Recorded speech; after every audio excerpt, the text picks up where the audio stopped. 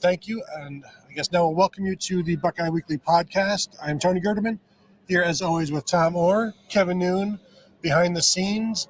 Tom, how's it going? So remember like 4 years ago when we drove out to Rutgers and it was like, why are we coming here? This is an enormous waste of time. This team is never going to be competitive with Ohio State. They're not competitive in any Big Ten sports. This is the dumbest thing in the world. And this is not still a tremendous cultural fit with, say, where we were in like Madison, Wisconsin last week, for example. There's not a lot in common there. But man, oh man, Tony, Greg Schiano, I don't know how good he is at anything else in life. He has not succeeded in everything he's done, but man, oh man, is Greg Schiano good at being the head football coach at Rutgers University. Yeah, he is. He's like that itch you can't find. It's like, is it my elbow? Is it the back of my hand? Mm-hmm. He is an annoyance. And you say the culture here is different than maybe Wisconsin or whatever. I'm staring at some beer cans over there in the stands. I'd say culture throughout the Big Ten is very Big Ten, but this was... You knew going in it was going to be just an annoyance. Mm-hmm. I don't think anybody knew going in that Rutgers was going to rush for like 250 yards on them. But talking to Jim Knowles afterwards, he did say that they kind of went in knowing they were going to give up some yards on the ground and trying to keep Gavin Wimsatt from getting outside and making some big plays, just trying to keep things basically between the tackles. And, you know, the 45-yarder on the double snap type of thing, mm-hmm. Jim Knowles said that was a great play.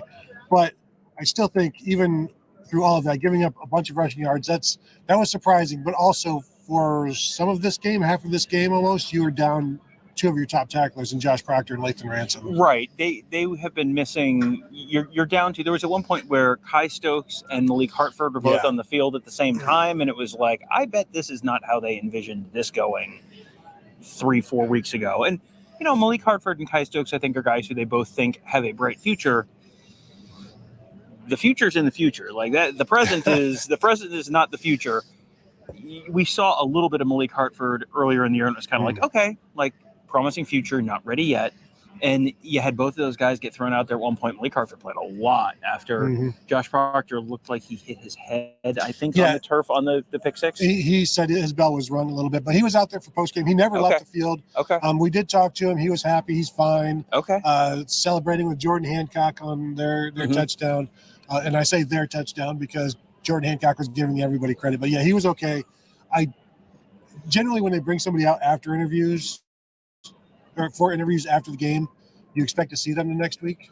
Yeah, generally that's true because, you know, especially with a head injury, if it was, you know, like serious diagnosed concussion, major issue, you're not making someone like that. That is not the concussion protocol. Is like go stand in front of bright TV lights. Yeah, that ain't it. So that's good. That's encouraging because I saw him hit his head and I thought, oh boy. You know, well, it's a good thing they have a couple weeks before Michigan so you can potentially get healthy because until he hit his head, it was like, oh, this is the Josh Proctor game because he was so good at the beginning of the game. Yeah, I did ask Jim Knowles because at one point it was Malik Hartford in there. You had Jermaine Matthews get the start, two true freshmen. I asked him when was the last time he had two true freshmen in the secondary in the game at the same time in a game that was still in doubt, and he said never. Yeah, I don't know if that's true. But clearly it's not something that they planned on. But Jermaine Matthews, I thought, played pretty darn well in this game. We got a super chat from Mike Farino. Day learned how to throw the ball to Harrison inside the 10. I don't want to oversimplify stuff. Like it was a Dunning-Kruger where like the less you know, the more certain you are. I don't want to Dunning-Kruger myself. Ryan Day knows more about football than I do. So does Brian Hartline. So does Corey. I mean, like, you can run down the whole list, stipulated. Tony, if I had a wide receiver like Marvin Harrison, is there a defensive back in the history of Rutgers football going back to 1869 that you would say, like, I would trust that guy to come out ahead of Marvin Harrison on balls, you know, more than, like, that it would be, you know, at least even? Is there a defensive back in the history of Rutgers football that you would say, like, yeah, I'd take my chances with that guy? Not off the top of my head, but I'm not going to disrespect Rutgers football like you do. As long as Kyle McCord gets the ball high enough, that's the key. And now one of the DBs made a really good play on one of those throws to Marvin, knocked it away. But eventually, like that's that's a piece of wood you can keep chopping, and it's not going to last long. And I think the interception that he threw in the first half was attempted for Marvin too. Right. That was the ball that never had a chance to get to Marvin. The throwing to Marvin was not the problem there. That was where it got thrown issue. But yeah, Ryan Day did credit the Will linebacker for making a good read, but also said that was a flat throw. That's the 1-inch drill that we talked about. Right. That one hit about the middle of the net. Yeah, that one never had a chance. I mean, yeah, if you have Marvin Harrison inside the 10, you should put him out there on the wide side of the field and make the other team defend him 1-on-1 or 2-on-1 and give yourself a numbers advantage. I will go to my grave thinking that this is how this team should be running its offense. And when they put him out there at the end of the game and they throw him the ball in the end zone, good things happen, not once but twice. So I'm just thinking the last thing, like your epitaph or whatever was written on your gravestone. Here lies Tom. Throw the ball to Marvin Harrison. Mike Smith says, thank goodness Trey can outrun people to make up for the offense that is stagnant at times. Offense needs to figure out the first half of this defense will be gassed. Proctor was great. What is happening with the special teams? Okay. Well, do we want to work from the back end of that? Let's do that. So, you know how good Ohio State is at monetizing things? You know, like, hey, the field is Safe Light and the field goal net is someone else. With as consistently as they have the special teams debacle of the game,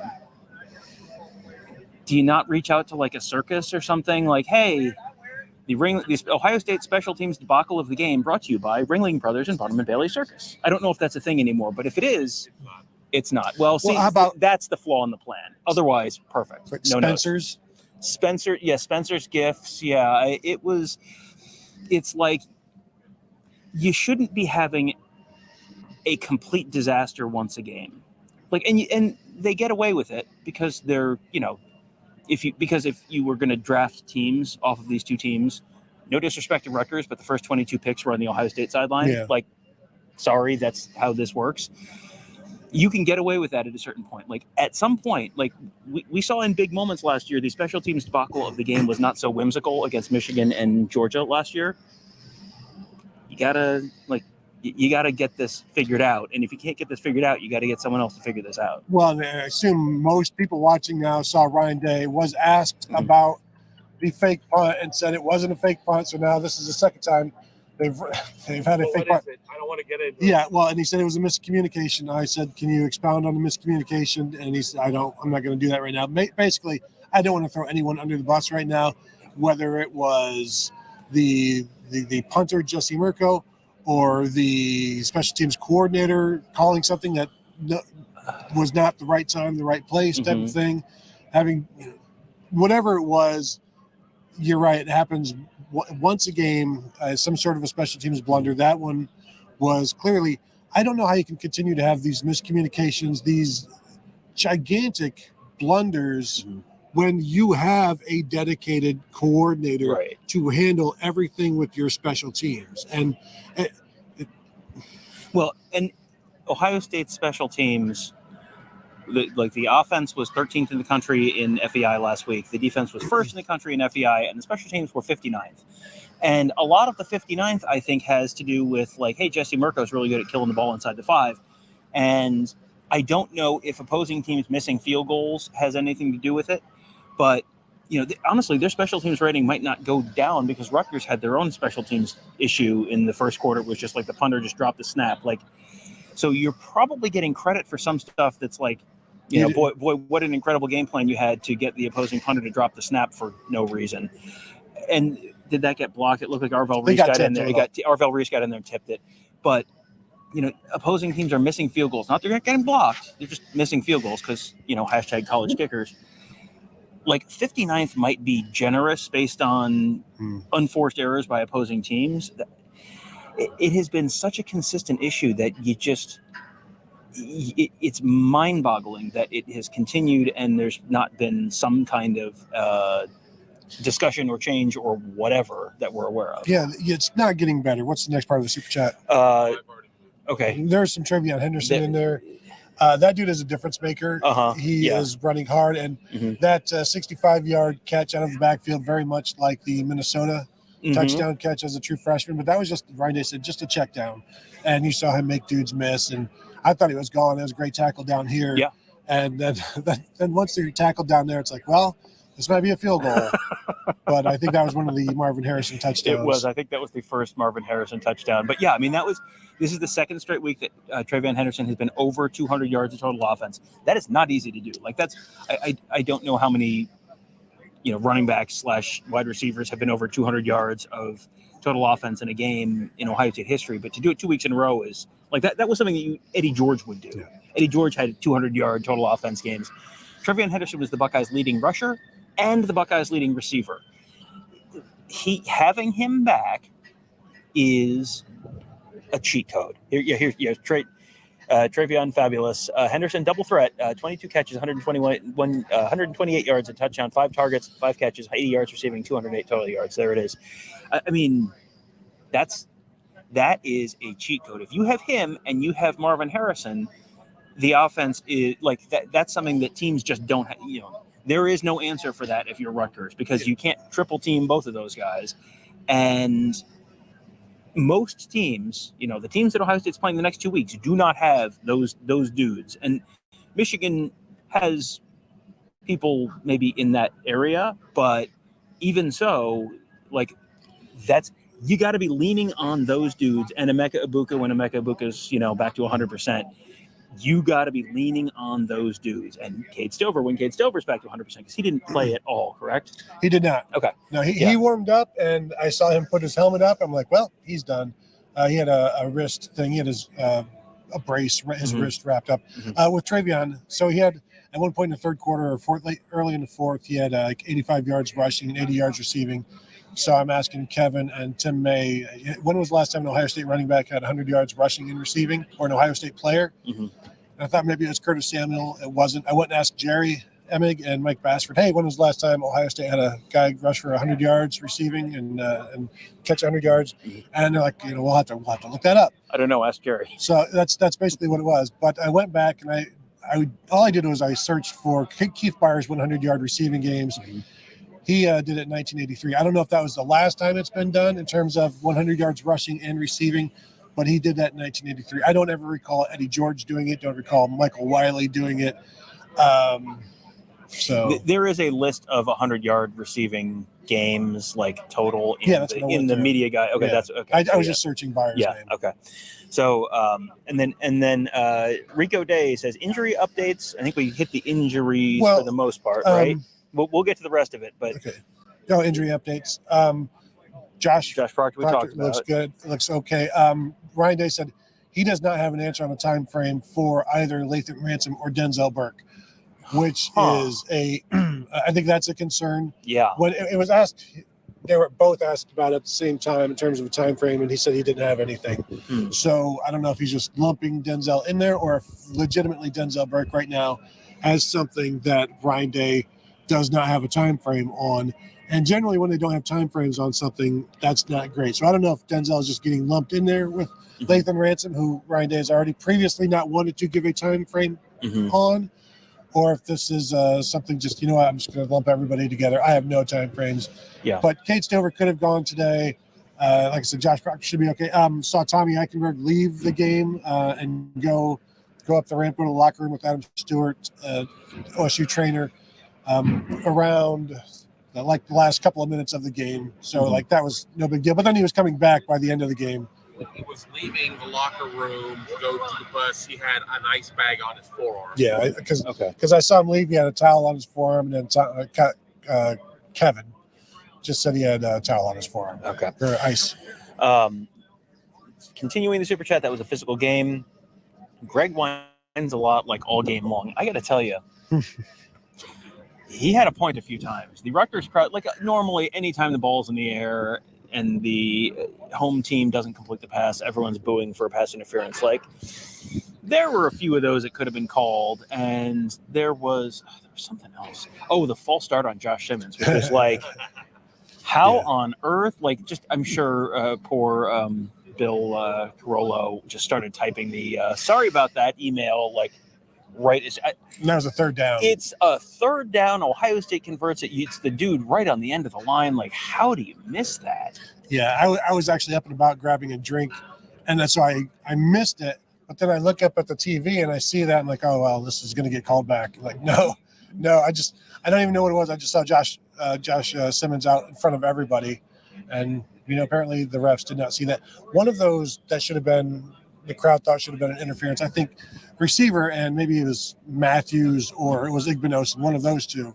They were hugging each other basically together the entire way down. It was like basically a waltz they were doing down the sideline. Yeah, there were.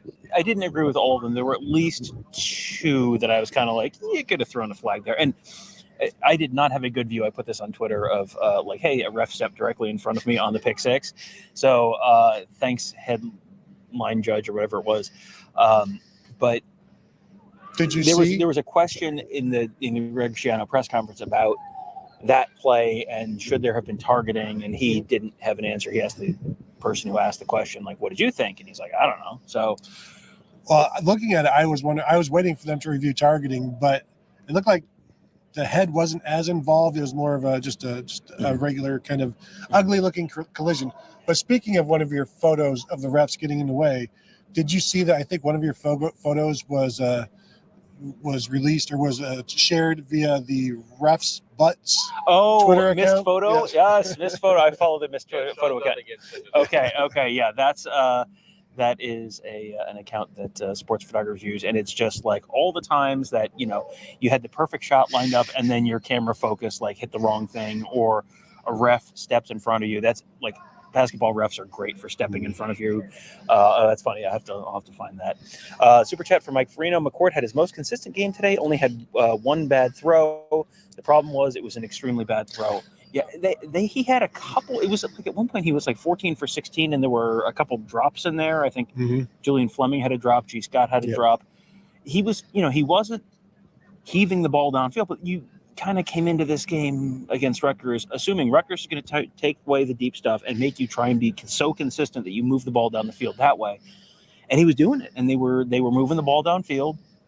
And yeah, that was, it was not a perfect game by any means. The bad throw was a really bad throw, but it felt better. I mean, his stats, I'm trying to pull up his stats right now. 19 of 26 for 189 yards, 3 touchdowns, 1 interception, 73% completion percentage. Yeah. And it's like an above average passer rating. What I thought was kind of odd, watching that in the first half, he was not looking downfield at all. It was just checking down, just taking the easy stuff. And it felt like he was, maybe the confidence wasn't there. And then it looked like he tried to aim the interception. That's why he got picked off. Ryan Day then said he thought in the second half, Kyle did a better job of checking down than he did in the first half. And I'm like, was I not watching the first half? Because like everything was short. Because I think at one point he had like 11 completions for 54 yards, something like that. It was a lot of short stuff in there. Yeah. Mike Farino says FSU down to touchdown to Pitt. Yeah, that inspired me to look. And Missouri 10, Georgia 10, 4:14 left in the second. Army, I don't know what happened to Army and Air Force, but Army was up 17-0 in Air Force in the first quarter and still up 23-3 with 2 minutes left in the third. That's this is one of these times when you have to just sort of appreciate, hey, it could be worse. Yeah. Notre Dame played a Clemson team that everyone went, well, they're dead for the season. RIP. Like, they didn't have Will Shipley. You had all the circus going on around that program this week. And then Clemson beat Notre Dame 31-23. So there is a certain point where you kind of go like, well, sometimes you have to just be happy. There's work to be done, must improve in a lot of areas, but also don't take a win for granted, especially on the road against what is if you strip the label off the can, this is, you don't think like, oh, this is, store brand. This is like, oh, this is a pretty good, whatever, chili, whatever it is. I can't believe it's not Rutgers. That is. In case you didn't know, Iowa Northwestern 0-0, 1 minute left in the first half. In the immortal words of Frank Beamer. There was no way I could go under on that one. But Oklahoma State up by 3 in the second quarter over Oklahoma. But not only does Ohio State win on the road, which you take every single day, they did cover. So they. Our friends in the desert happy with this one as well. Was it like an 18 and a half? It was, they win by 19? It was it was 18.5 or 19, depending on when you got it, apparently, because that was a topic of conversation on the sideline as well. That was it. Super chat from Mike Smith. I'm not worried about Tommy Eichenberg. He will just cut the arm off and play one-handed if it's going to get his win his way. Do you try new stuff the next 2 weeks to try and find something good for the offense? I mean, I think you're going to continue to explore the space, and you're probably trying a bunch of stuff in practice, and then you have to figure out what do you want to save for Michigan, and what do you want to put on film that then Michigan has to deal with. Yeah, you're adding stuff, but you also, as Randy says, you want to get really, really, really good. You want to get great at the stuff that you do well. Like, you want to get better at that so that you can do it whenever you need to. And if defense knows you're going to be running, you're still able to do it well enough. You get your 4 yards on first down. So I think they'll continue to add things, and sometimes they'll add things just to make Michigan work on that and have no intention of using it. But maybe they hold Devin Brown back until that. We're not doing that anymore. We don't even like that guy. Well, and Devin Brown was off the injury report, so he was theoretically available, and we have seen sometimes that being off the injury report doesn't necessarily mean anything, but he was theoretically off the injury report. So it will be interesting to see what do you do with him, and then is there something else? You're always looking for the next iteration of whatever you're running. Like, okay, look, hey, we run QB power to the right, or we're running a sweep to the right. Okay, now we have a pass off of that. Now we have a fake that and then throw left, or you run into the line and throw jump. I mean, whatever. You have all these different iterations off of that. What are they working on right now to kind of I think be the next step? You're going to continue to see Chip Trainum used maybe more as a fullback now with the healthy TreVeyon Henderson as that Mitch Rossi, especially since you really only have two tight ends right now that you can use. One of them was hurt. They were playing walk-on Patrick Gerd for a bunch of this, number 49 in your program there. He was the only good Gerd associated with Ohio State football. I don't know if that's – well, I'm not associated. I was, do I write about him? Sure. Do I talk about him? Sure. There was Gerd Mangus back in 1965. It was Furl Mangus. Super chat from Mike Smith. If Fleming keeps dropping balls, they need to rotate Carnell Tate in more. He's trending towards a liability on throwing downs. Good blocker. That doesn't matter when it's 3rd and 7 and you're passing. You saw Carnell Tate out there a lot in this one, and Tate finished, I think, with 2 catches for 30-some yards. Yeah, he that's unfortunate. It was a tough catch. I mean, it was. I think the throw was a little low. It was, but he should have caught that. He knows that. But yeah, I think that comes down to does that ever impact Kyle McCord's trust in somebody when if it's 1st or 2nd down, whatever, it's 3rd down, like, we really need this. Can I trust him? And you throw to the reads and the guys that are open, but if you continue to drop them, then they're going to continue to play Carnell Tate more. Remember, a long time ago, David Boston, true freshman, 1996, didn't start the first half of the season. That was Buster Tillman. Yep. Buster Tillman had some drops and wasn't as effective as David Boston. Boston comes in and starts the second half of the season. Now, we are already in the second half of the season. I am not expecting Carnell Tate to begin starting the game any point, but we also saw Garrett Wilson start taking snaps from Benjamin Victor in 2019. So I think we saw that today as well. And I'll be interested to see the snap counts from this one, because Carnell Tate was out there quite a bit. You look out there and there was a number 17 out there. Yeah, he played a lot. And, with Emeka Egbuka being back out, how much did Egbuka actually play? It felt like he was not out there as much as Harrison was. Right, he wasn't. Yeah, I mean, but I don't have any sense. Was it 10 snaps or 20 snaps or 30 snaps? And you may not have a sense either. No, I'd say maybe 20, 25, something like that, just guessing, because you also had Xavier Johnson out there. Like I said, you did have Carnell Tate, and, of course, Julian Fleming. Like, those 4 guys are going in and out. And I don't know how many 12 personnel snaps there were. I don't think a bunch. Not many. I mean, I saw Patrick Gerd down there in the goal line towards the end of the game, but I don't know how much I saw him other than that. So, it was not a lot. That also explains why Enoch Famahi and Luke Montgomery showed up to the game in the 41 jersey and the 98 jersey. Like, don't even bother putting on your offensive lineman jerseys, because we might need you as tight ends. Yep. Here's the dynamic duo, Marvin Harrison Jr. Boy, 4 catches for 25 yards. 2 of them were touchdowns, so that's that breaks his streak of 4 straight games with 100 or more receiving yards, and it didn't really ever get close. But it was, you never saw him. There was the one down the sideline that would have been on the top left of your TV screen, where the DB made a nice play and got his hand in there. Mm-hmm. Other than that, I don't feel like they threw downfield to him much. I mean, there was that one, and then I guess the interception was kind of downfield. But you didn't see him run a 9 route you've seen in a bunch of times in the past. Well, and they were playing cloud coverage. They had two safeties back. So, their quarterback's not going to throw it up that way. And there's the official Ohio State has dropped their Heisman campaign. The beginning of it for Marvin Harrison Jr. released a graphic out there entitled "Here Comes the Sun." You want to explain the joke? Because it's a pretty good joke. So the thing is, the most famous Harrison in the world would be George Harrison of the Beatles. And he has a song with the Beatles, "Here Comes the Sun." Of course, this "Here Comes the Sun" being S-O-N. It's a play on words. The son, Marvin Harrison Jr., everybody knows his Hall of Fame father. You can coincidentally named Marvin Harrison Sr., which was great forethought from his father's father. Mm-hmm. But so officially kicking off the Heisman campaign for Marvin Harrison. And I know Buckeye fans over the years have been like, why doesn't Ohio State do more for their Heisman campaigns? And generally it's like quarterback, so you only have to do so much. When it's a receiver or a running back or offensive lineman or Chris Gamble, you have to do more. And this is the start of that. Yeah. So that's, honestly, Marvin Harrison's Heisman campaign is probably going to come down to, whatever. Do whatever you're going to do the next couple of weeks, and I'm sure that'll be good. What did you do against Michigan? That's going to be, what did you do against Michigan, and did Ohio State win against Michigan? Because, Eddie George winning the Heisman after Ohio State lost to Michigan, I think in retrospect is very surprising. I don't think Marvin Harrison wins the Heisman without Ohio State beating Michigan, without having, at least 80 yards and a touchdown or something against Michigan at the least. You might. I mean, he had a pretty nice day against them last year. So did Mecca Ibuka.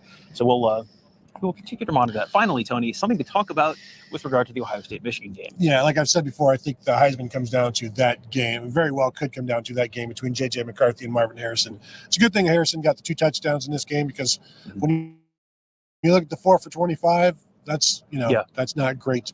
Tom, also, how about the land of the rising sun? There's some troubling history there. Especially for events in the early December range of, just maybe leave this to the professionals, such as Jerry. Yeah, okay. Mike Smith says Michigan already knows about it, Tony. So I guess this is about the various variations on the Devin Brown package and whatever else they're working on. They don't need to throw it in as a bluff. Have we talked about the Michigan situation? I don't remember. Let's stick on the Rutgers game here. Okay. Super chat from Mike Farino. Not that I'm particularly upset, more just wondering, can Day get in trouble for continuing to not be entirely honest with players that are questionable? Aveko last week, Stover this week. And that's an interesting question. I wonder how much leeway coaches have, because players do show up in theory and aren't ready to go or are holding somebody back. You can't punish a coach for holding somebody back. That's player safety. Yeah. Now, should that player be questionable if there's any thought that they could be held back? Yes. This isn't the NFL, but I do wonder how fast and loose he is playing with this. And is it just one of those things where the Big Ten is like, let us know who is out, or like how stringent are they on this? Should lawyers get involved? Should the answer to that is always yes. Should people be arrested? Also yes. It's also yes. It feels like totally understandable. If you've got a guy, Cade Stover did not get hurt as far as I'm aware during pregame warm-ups, right? So he got on the airplane knowing like, hey, my knee's, a little ouchy or whatever it was. Wrist. Was it wrist? Okay, yeah. Wrist. Okay. How hard is it to throw him on there and say questionable? And this is 2 hours before game time. It's not like Rutgers has a time to completely rewrite their game plan. Like this feels like just, if you think you might, throw him on there as questionable, and that's fine. And then if he plays, he plays. If he doesn't play, he doesn't play. That's what questionable means. And, the decision has not been made yet. This is the first year. Like, there are real strict rules in the NFL because there's a long established history. And in case you're wondering why has this started this year? One word: gambling.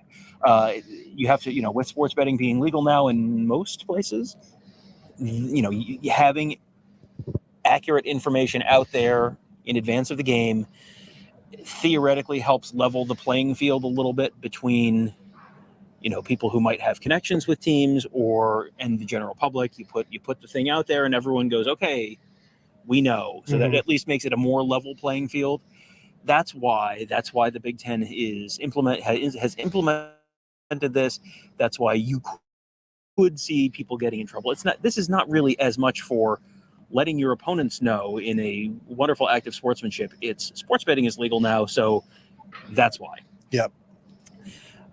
Mike Smith, super chat. I was going to say, did we do this one? I just want to make sure I'm not behind. No. On a positive note, I don't remember seeing a delay of game or intentional grounding this week. Yes, the Kyle driver also worked again for a first down. Yeah, that was Academy Award for TreVeyon Henderson on that one. Then boom, there goes Kyle McCord. He was talking with his hands because he's in New Jersey. That hey. was hey. Ryan Dawes says, Tom, over under how many times did the cannon or fireworks startle you today? It's really only super noticeable if you're down that end. So they fired it off after the first three field goals, and the end of the half when I was down on that end. And I was on that side of the field. So it was, it's like 30, 40 feet away at most. It is loud. Mm-hmm. It is loud and it is sudden. And you're not necessarily, it's like, everyone in Columbus is probably going to a Blue Jackets game. It's like, it's loud, but you're not sitting right next to the cannon most of the time. It's real loud. And I think all of my pictures, I shot at a very high shutter speed because I knew, I could anticipate, hey, they're about to shoot the cannon. I would try and get a picture like Dan Harker, the legendary former Ohio State photographer who now shoots for Bucknuts. He has a great picture at one point of flames coming out of the cannon. I did not manage to pull that one off. It's not a night game, so I'm going to blame the sun. But either way, each time not Marvin Harrison, the celestial body. Can there not be fire during the day? Well, it's harder to see during the day because it's brighter because of the sun. Anyway, every time they shoot it, it's so loud that even knowing I'm aware you're about to shoot this because I'm pointing my camera at this thing, when it goes off, you still kind of involuntarily, what was that? Did you get any of the smoke rings? I did not. I was never in a great spot to get the smoke rings. I told somebody I did not expect cannon to be going off that much today. No, definitely not. No, a bunch of scoring going on for Rutgers, so good job for them. A lot of short fields for Rutgers as well. Well, they have had, there have been games here in the past where Ohio State is up 50-something to nothing, and people are chanting "shoot the cannon" at the cannon people, almost like, come on, you brought it here, you might as well use it, and they just sort of shoot it at the end of the game because it's well, we can't leave it loaded all week. So, no, this was. I think was Rutgers inside the 10 10 times? 10 times. I thought that's what three possessions that led to 3 field goals. Maybe it was 10 snaps inside the 10, something like that. Greg Schiano said something about that. 10 times probably means 10 snaps. Maybe it was 10 snaps. I do want to get to some of the Greg Schiano postgame sound in a little bit. I think we have some more, or maybe we're caught up on super chats. Okay, we're caught up on super chats. Let's hear real quickly from Greg Schiano because it was a while before he came in for the post-game press conference. And, we have covered Greg Schiano for a couple of years. And he's a pretty matter-of-fact guy.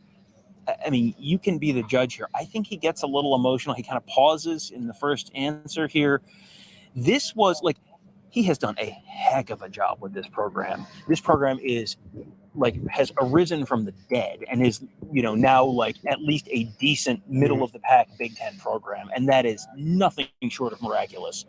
And if you're familiar with the history of Rutgers is 1869, undefeated season, 1-0. 1870 to 1975, flaming pile of garbage. 1976, miraculous 12-0 season, which I still don't understand how it happened. 1977 through arrival of Greg Schiano, flaming pile of garbage. Greg Schiano's first tenure was slow build, turns into people around New Jersey remember that Rutgers has a football program and they actually are ranked and they win some bowl games. They're not great bowl games, but there's a framed photo of Rutgers with the International Bowl trophy up there. That means something here. That is a big thing here. and then he left, and then it just becomes flaming pile of garbage again until he comes back, and now that once again he's building. It's like there is one man for this job. He is the Bill. Oh goodness, Bill. All I can think is Bill Stewart. He's the Missouri coach. Bill at Kansas State. Yeah, Snyder. Thank you, Bill Snyder. He's the Bill Snyder of Rutgers, and much like Bill Snyder, he builds it, he leaves, it turns back into a flaming pile of garbage, and he's like, fine. I'll do it myself. Someone put up the Schiano signal, and he, put on his cape and came back, and by golly, he is. And they have built this real consistently, and it has not been an overnight thing. They have not been just like, well, we're going to portal 75 guys. Like he didn't do it the Deion way. It has been a slow, methodical build. He came in with a real long-term plan, and this at halftime. I mean, number one in the college football playoff rankings. You got a lead at halftime at home. This could have been a signature moment for them. As it is, it was still this was an impressive performance for Rutgers. So let's just hear from just a couple minutes from Rutgers head coach Greg Schiano after the game. For those guys down there in that locker room. But as I told them, the way they worked and the way they prepared and all that and the way they played doesn't guarantee anything. It just gives you a chance. But we're now giving ourselves a chance, and we're just not quite ready yet, I guess, to finish it. But sun's going to come up tomorrow, and we're going to keep working, and we're going to get better, and we'll eventually get there. And I won't have to say yet. And that's me, and it's the staff, and it's the players, it's everybody. But I'm proud of our guys, proud of our staff, and we're going to keep getting better. Questions? Greg, you talked about the margin of error being slim. You still were able to overcome some errors and still be there for the better part of the game. Can you just talk about that aspect and moving forward and being able to do that today? Well, I appreciate that, Bobby, but I don't know if I agree with you, right? The margin of error is real slim, and when we made errors, they cashed in. And we had opportunities. We had the ball 10 times inside the 10-yard line. They're good. They're number one team in the country for a reason. They don't hand that, that ranking out to just anybody. So we knew exactly what it did. No one ever played a perfect game, but we knew we were going to have to play one play at a time, really, really about as well as we could. And at times we did that. I thought the defense at times were spectacular, right? Just not ready yet. I'm going to keep saying that word yet because this is going to get done. Greg, like you said, facing the number one team in the nation, one could look at this game and take it as a moral victory. Do you take it as that? I mean, what's the feeling in the locker room after a loss like that? No, I don't believe in moral victories, no. I believe that you learn lessons, and we learned some lessons today. I did, players did. But no, moral victories, I don't really. We got a really tough game against Iowa here in 7 days. And we got to go out to Iowa City, which is a tough place to play. So we got a lot of work ahead of us. We started downstairs when we broke it down. Greg, you seem to have them on their heels, and early in the second half you go down to the 20, and there's the one play, the little looping pass that seems to turn everything. Can you talk about that play? Yeah, I mean, if it works, it's the greatest call, and we're up, it would have been 16-7 at that point, right? Same thing with the sneak play that got handed to Kyle. That did work. You got to be willing to try stuff in a game where that they're a good team. Yet we didn't go crazy with all bunch of stuff because I felt we could do just what we did. We could run the football if we stuck to it. Kyle Monungai and the offensive line thought they ran the ball hard. Gavin ran the ball hard. Sam got in there. He ran the ball hard. So, yeah. You mentioned the 10 times inside the 10. And obviously, the red zone struggles were evident today. What led to those struggles inside the 10? Well, I mean, some of it was execution. Some of it was they're really good. They're number one in the country. They have one of the top defenses in the country. You know, we went out there and did things that other people haven't done to them. But it wasn't good enough. You know, that's why I said it's yet. There's a lot of great things, and we watch that tape, you say, oh my goodness, look at that. Because that's good players you're doing it against. But we just not ready yet. And it was interesting because I was walking out as some of the players were coming in. They were in like small groups with reporters, and you heard the word yet, and you heard not good enough from those guys too. Like that, very clearly, that was the message to the team after the game, which tells you this is not a look at us. We're bowl eligible. That's as good as it's going to get at Rutgers. They are shooting for more. I don't think they're going to win a national championship here. But if I told you Greg Schiano's here for 10 more years and he beats Ohio State or Michigan or Penn State at least once in that 10 years, or maybe beats two of those teams in the span of 10 years, I think I'd probably take that bet if he's here for another 10 years. Oh, yeah, I would, for sure. Because this is a place that he's done well. Even this season, they were 5-0 coming into this game. 5.5 to a half. Mm-hmm. Their record now here is because they, as former Washington State head coach Mike Leach? No, who said in 2002, Mike Price. He's rolling. No, not that. Not that. They said they won the first half against Ohio State back in 2002, and Rutgers did in this one as well. And like I said, they were given some short fields, but they held Ohio State to 7 points, and you saw the potential. And you talk about the way they build it and how it's different than Dion or however other people, or Mel Tucker. They're building this from the ground up, and it's culture, and it also requires some of this pain, the scar tissue that Ryan Day talks about. You need that if you're going to take it to the next level and keep and sustain it. Mm-hmm. And he's not looking to leave somewhere. Like, I don't think anybody ever expected Mel Tucker to be a lifer. Like, it's a stepping stone job. I'll go ahead and say Colorado is a stepping stone job to something else, if that's what you want. It was for Mel Tucker. It was, and yes, and this Rutgers was for Greg Schiano as well. Yeah. But now you're back, and it's one of those things where I don't see him looking to leave, for one, age, but for two, the amount of work that he's put into this now twice, it's almost like you don't want to give it to somebody else until you are done doing this entirely. Right. Well, it reminds me a little bit of, I mentioned Bill Snyder earlier, but another coach who it kind of reminds me of is Frank Solich, going to Ohio University, where he was at Nebraska. He was a lifer at Nebraska, did a perfectly lovely job at Nebraska, got them to the national championship game where they had the misfortune of playing one of the great teams of all time, that 2001 Miami team, and they got murdered, as you would expect. And then I think they had one bad season. It was like 2 years later, they had like a 9-4 season or 8-5, something like that. And he got fired. And then they brought in Bill Callahan, and everyone lived happily ever after.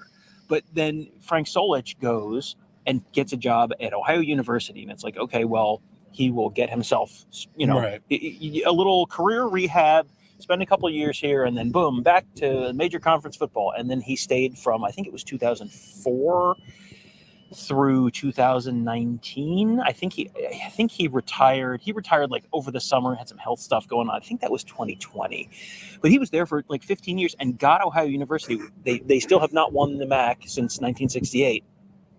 But he's gotten them to the MAC championship game. He got them to the MAC championship game like 3-4 times, and has gotten that program. He got that program to a level where they had never been before on any kind of consistent basis. That's what Schiano's done here. Mm-hmm. I mean, this is that is super impressive. If a coach can take a place that has never been, it's not like there's a history to point to. Minnesota has national championships on the wall. They happen during the newsreel era, but they have national championships on the wall. They can put trophies in there. Rutgers is like, well, look, we've got an international bowl trophy. Do you like it? Would you like to take a picture with it? To be able to do what he's doing at a place that has not had that kind of success historically is so impressive. Yeah, and it's something that you can take pride in, but also to give the players and the people around here that experience of building it once and then building it again. And there's proof of concept here, so that also allows people to buy in quicker, better. I I don't know how long he's going to be doing this, but I don't expect him to leave for somewhere else. No, he's going to be doing it as long as he wants to do it. Mike Farino, Super Chat, has TreVeyon played his way back into potentially being a round 1 pick the last 2 weeks? Was looking pretty unlikely that he'd even go pro 3 weeks ago. I was thinking that exact same thing towards the end of this game, because seeing him in mock drafts, I kind of dismissed that in terms of a first rounder, because we haven't seen that from TreVeyon Henderson since his freshman year. And I don't think we saw it against Notre Dame either. That was a good run. But these last 2 weeks, we have seen him return to form from his freshman year, where he was one of the most dynamic players in the nation. That's why he began 2022 as one of the top 3 or 4 Heisman favorites, because of what he did as a true freshman in 2021. And we're seeing that these last 2 weeks, and he's running hard and he's making guys miss. And then he has the explosive plays, which everybody knows about. But I keep saying the most important thing he's given to Ohio State is the 5-6 yards on most of his carries. He's keeping them on schedule, ahead of schedule. And his ability to catch the ball out of the backfield makes him even more dangerous. And right now, you can't give him the ball enough. You can't get it to Marvin Harrison enough. So they've got a good 1-2 punch going right now, and not many teams have that. And if you get Cade Stover back healthy, and if you get Emeka Egbuka back 100% and back sort of in the flow of things, like he was not a big part of the offense. 4 catches, 5 targets, 4 catches, 29 yards, 10-yard long. I mean, that's not an Emeka Egbuka performance. Emeka Egbuka, if he's healthy all season, I think we were expecting like 1,000-yard season for him. He's not going to probably get there because of how much time he's missed. But if you get him back healthy, if you get Cade Stover healthy, then you've got four guys who you're feeling like okay, and then. Is Carnell Tate working his way into that? G. Scott had a touchdown. I mean, G. Scott's touchdown was a nice. I mean, that was a nice catch. He had a drop later, but still, it's in there. You have seen it. Like, okay, now, and that's we talked earlier about. Hey, you got to put stuff on film. Like, okay, now Michigan can't just ignore him. Yeah, no, that G. Scott catch was what I think everybody has been saying would be happening with him down the road. Like he's that kind of guy. Matchups and there's kind of a back shoulder type thing, and I think you can use him more, but he has to catch it to encourage more tosses. Super chat from Mike Smith. The way Trey finishes runs is something people forget about. I mean, he had at one point a reputation among at least a subset of the Ohio State fan base, like goes down on first contact. He has not gone down on first contact the last couple weeks. I think healthy TreVeyon Henderson looks real different from not healthy TreVeyon Henderson. And you can tell which one he is. And, you talked about how consistent he was. He averaged 5.8 yards per carry. Long was 27. So It was not like there was a 70-yarder that skewed those numbers. He was just 4 yards, 5 yards, 4 yards, 5. I mean, you do that, and that keeps you on schedule. That keeps you from having to get into a 3rd and long kind of situation. That forces the defense to really honor the run, which then if you have that, and then you also have a Marvin Harrison, Emeka Egbuka, Cade Stover, someone's going to be open. Yeah, and Ryan Day even talked about it. Somebody asked, was it good to get Emeka back out there? You guys are getting to be full strength. And he's like, we didn't have Cade Stover today. Like, he's reminding, like, by the way. Yeah, we're not full strength at this point, basically was his statement. And still waiting for Emeka to be 70 plays or 60 plays a game, and he's not there yet. And there was a question up there earlier about why they're bringing guys if they're not going to play, and I think the answer is they could have played. And if you got to a point where Ohio State's down in the 4th quarter, maybe then Cade Stover does play, or Emeka Egbuka plays last week at Wisconsin or something like that. Yeah. Break glass in case of emergency is exactly right. Well, and they were talking about breaking that glass with Cade Stover at the half. He came out and getting ready for the 3rd quarter. I saw him on the phone. I assume he was talking to Keenan Bailey upstairs about, hey, because G. Scott was a little banged up. He was slow to get up a couple of times. You're down to G. Scott and Patrick Gerd. A walk-on. That's who you have. So you have to keep Cade Stover as a possibility to get out there. And I thought maybe they were going to put him out there because, again, it was 9-7. They were losing. And you needed everybody. But then the pick 6 happens, and they're probably like, okay, we're okay. Yeah. Plus, they only had the ball once in the 3rd quarter. So, my feelings on time of possession.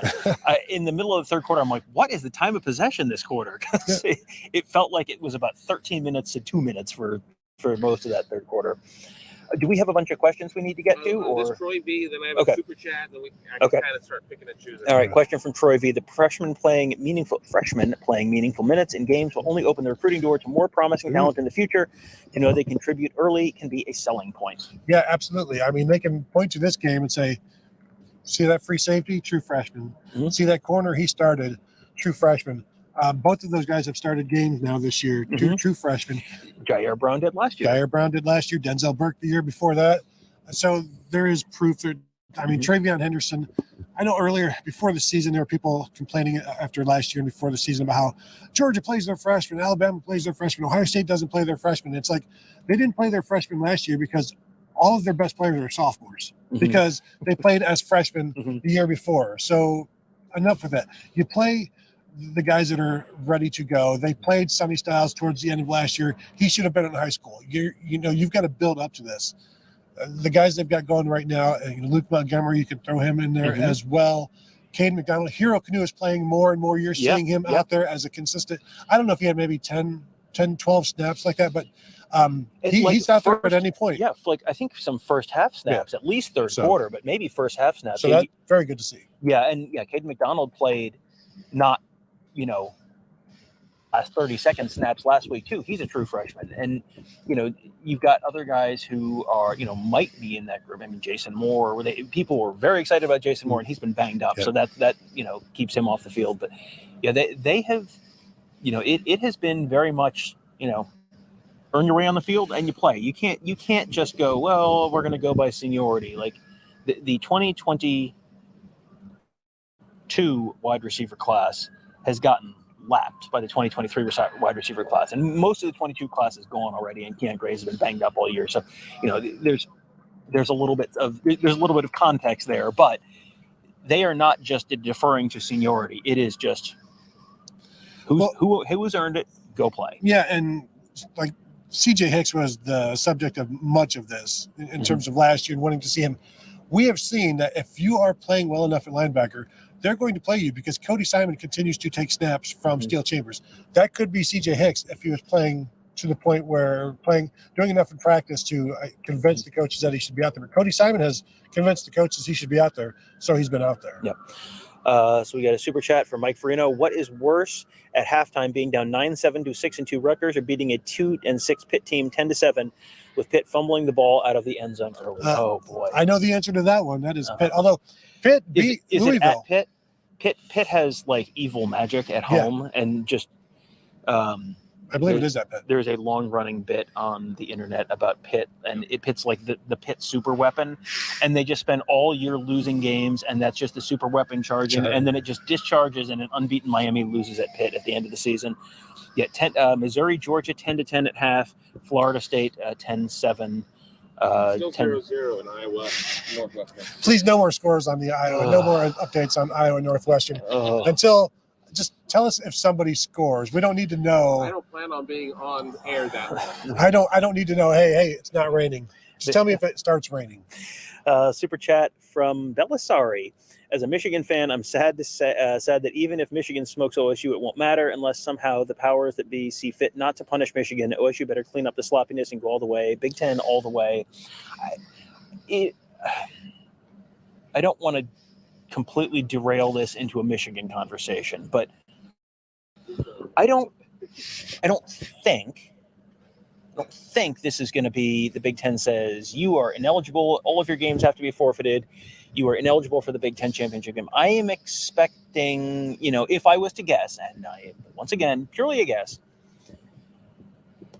some kind of Jim Harbaugh suspension. Maybe there are other coaches involved in that kind of stuff. But if Michigan wins out, I'm expecting Michigan to be able to play for the Big Ten championship and the college football playoff, probably, with the caveat that we've said 500,000 times. There's no prescribed rule here. There's no punishment here. There's no precedent for this type of thing in in-season punishment. There's nothing in the sportsmanship guidelines that if they go to the JGEC and it's goes beyond just Tony Petitti throwing something at them, if they get it approved by the board, they can do whatever the heck they want. They want to. There's nothing in there that prohibits them from saying, okay, you can play, but you have to hula hoop on every play. Like There's nothing in there that says they can't do that. So we are very much shooting in the dark. I'm just kind of going on vibes here. I just don't get the vibe that it's going to be like, no, Michigan, you have to sit out the rest of the season. Well, and that's why we talked before that the best option for the Big Ten is probably for Michigan to lose to Penn State and or Ohio State. And that's why I'm thinking maybe the Big Ten goes to the Big Ten refs. And it's like, let's take our thumbs off of the Penn State scales for once. Can we put up the, the puppy pulling the plug out of the thing, out of the wall graphic so that Tony doesn't get us, doesn't get our credentials pulled from future Big Ten media? Yes. Raviatu Tube. At what point do we realize Kyle McCord is either hurt or simply doesn't have it? I mean, he's hurt. Is there? He's definitely hurt. He's hurt. His left ankle was wrapped real tightly. Could be a case of Joe Burrow where he develops next year, but that would be a waste of this year's defense. I don't. Well, first of all, he's hurt. That's not a question. His left ankle is hurt. He's been toughened through it. I haven't. I mean, Devin Brown is also coming back from an injury. Lincoln Kienholz was repping third during pregame warmups, which I had not noticed before. I think Lincoln Kienholz may now be at the point where he has passed Tristan Gebbia as the third quarterback on this team. Every time I mention Lincoln Kienholz, my mentions are just blowing up with, why don't they play him? They love him. They supposedly think he's great. Why are you not playing him? He's obviously going to, he couldn't be worse. It's like, he is a true freshman who was not in for the spring, who played his high school ball in South Dakota against, I have not personally scouted the South Dakota high school scene, but I'm guessing it's not like big school South Florida or, whatever division Jackson Smith and Jigba played in Texas, 6A or whatever. Like, it's a jump in competition. He hasn't been here that long. He wasn't here for the spring.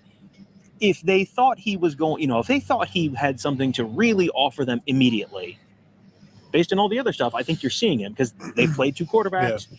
They've played, they've played guys in all these other spots. I think that he is someone that they like a lot long term.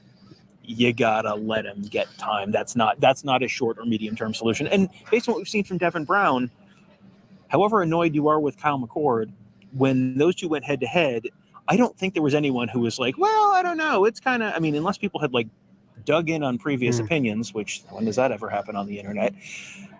Unless people were really dug in on previous opinions, you really didn't hear anyone saying like, boy, too close to call.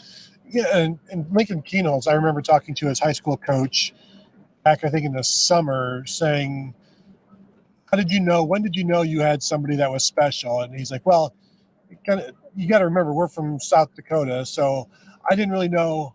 I knew he was the best I had ever seen, but was he better than a guy who went to Minnesota a couple of years ago? We thought so, but he didn't know exactly how good he was until he saw him at the All-American Bowl, and it was like, oh, he can play with these guys. All of the other high school All-Americans from St. Thomas Aquinas, IMG, Mater Dei, like all of these big schools, like, oh, he was right there with them, and that's when he kind of knew, like, okay. And so there's still this process of how this is all a learning process for Lincoln Kienholz. And I wouldn't be surprised if he's third now because the number 2 is back. Like if Devin Brown was still out, it would be Tristan Gebbia, I assume, as the true backup. But now he can get his snaps and his reps back up in practice, I think, is what's going on there. Yeah, that's a really good point. I think you might be onto something there. And with Kyle McCord, there isn't much of it that looks fantastic, doesn't look pretty. But it's still 19 of 26, 189 yards, 3 touchdowns, one bad interception, 73% completion, about 7 yards an attempt. Not a great number of attempts.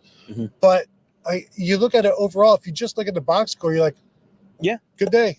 But when you watch how it gets accumulated, you're like, it helps to have the weapons that he does making those plays. Yeah, but he has the weapons that he does. Right. So if he can get them the ball – then you're able to get to maybe where you want to be.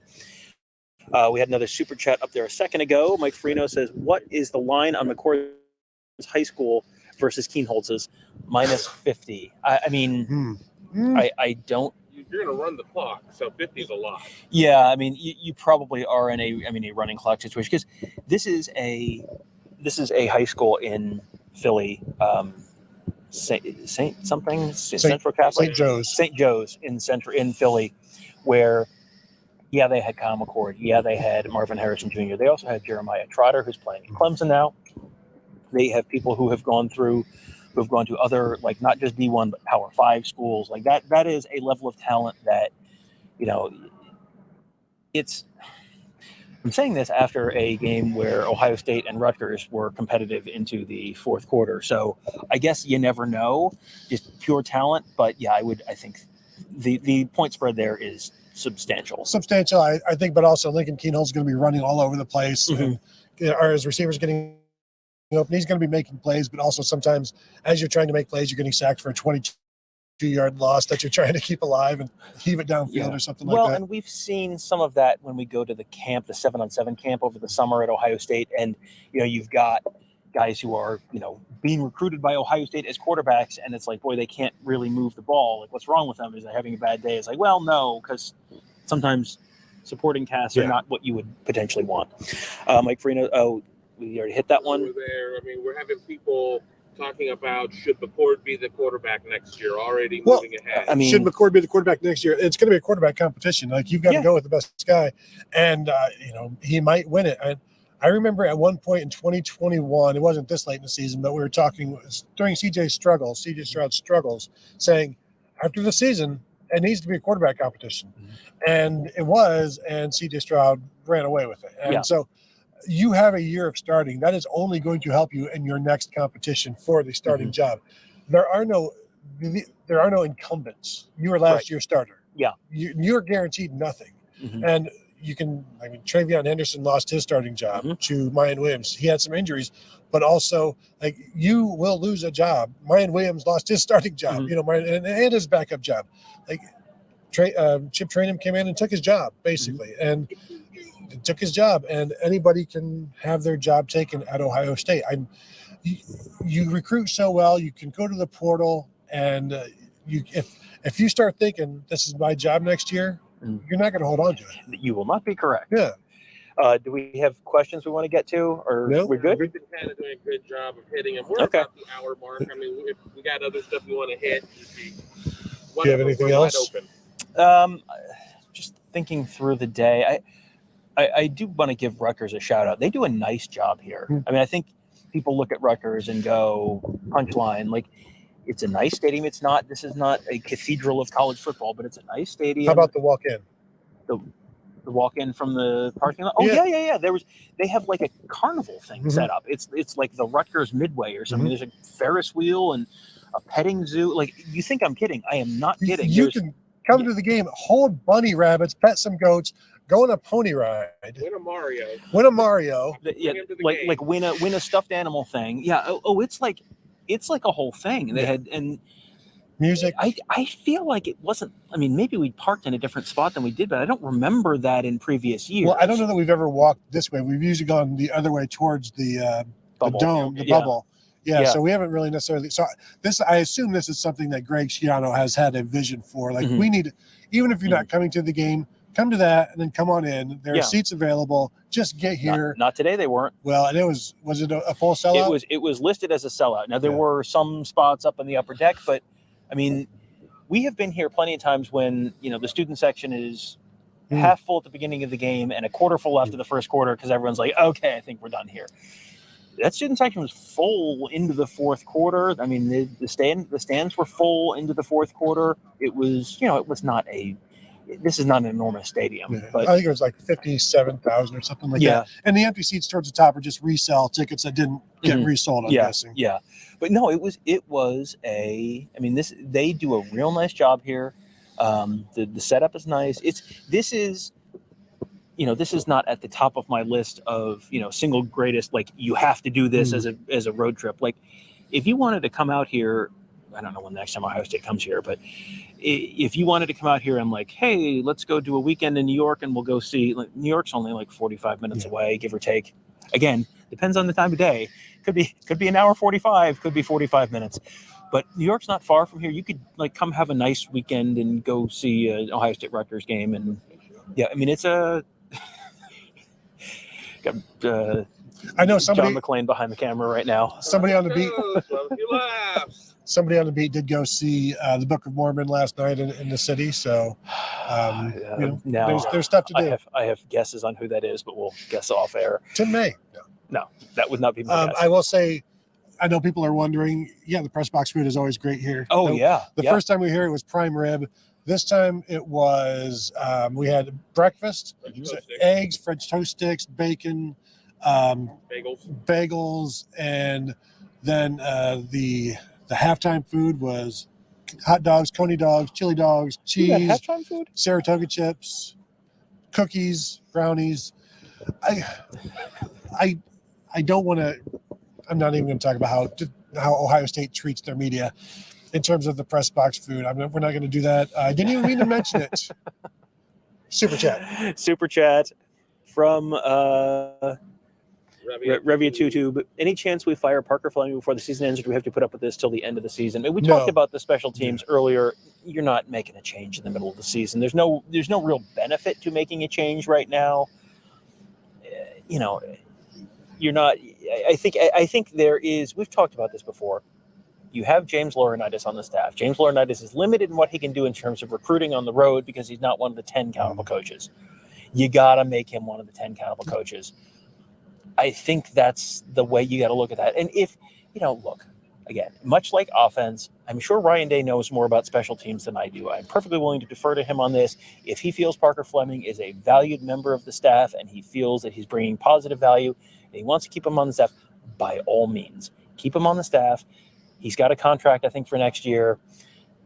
Keep him on the staff. That's fine. But make James Laurinaitis one of your 10 countable coaches. Like you're not getting what out of that position what you could if you had James Laurinaitis in that spot. Well, and Ryan Day always says special teams is a third of the game, and he means it.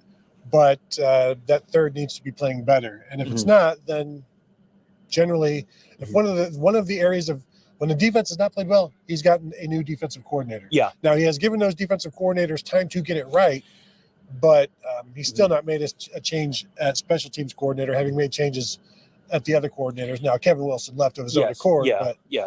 And I think we were talking about this, and I want to give Kerry Combs a little bit of a shout out on this because Kerry Combs as a defensive coordinator did not work. Change got made. He gave him a year and then in a couple games, and it was very clearly like, okay, this has not been fixed. Time to move on. When we've talked a bunch about the depth that they have in the secondary, and especially at the corner position. That is a lot of Kerry Combs recruits. Not all, but a lot of Kerry Combs recruits. And even if Kerry Combs was no longer there for like Jermaine Matthews, Kerry Combs was laying some of that groundwork. Kerry Combs has some connections in the city of Cincinnati, as you may be aware, where Jermaine Matthews is from. I think Kerry Combs is a little bit of a punchline to Ohio State people right now. I think he deserves some credit for the secondary that is now helping Jim Knowles do what Jim Knowles is doing. It's a safety-driven touchdown Iowa. It is raining. It is pouring. Kevin is lying to us. And the sun is shining on the upper deck right now. We haven't had sun for Those are lights. The sun. Oh.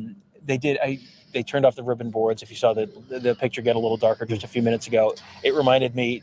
Was it last time we were here? 2 times ago, where we were doing a show on the field, and it was a night game, or it was a 3:30 game late in the season, whatever it was. It was dark, and they had the lights on, and then they turned the lights out, and the show. We were wrapping the show anyway, but it went from like, "Hey, we're on camera and the lights are on," to like, "And hey."